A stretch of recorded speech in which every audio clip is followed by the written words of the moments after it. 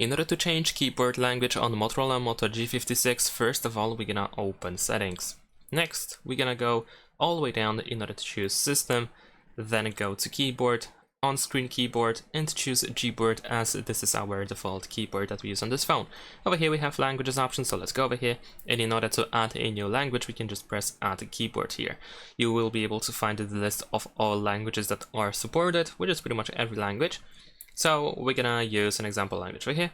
Then we can also choose the layout for the keyboard that you want to use. You can also enable multilingual typing if you want to, and then press down in the bottom right corner.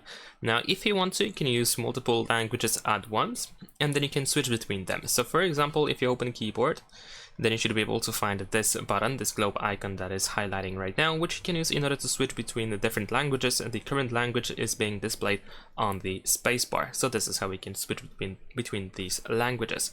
Now on the other hand, if you want to use only one language, then of course you probably want to delete the previous one. So what you can do is you can tap on this pen icon in the top right corner, select the language that you don't want to use, the old one, and then we can press this trash icon in the top right corner. Thanks for watching, leave a like and subscribe.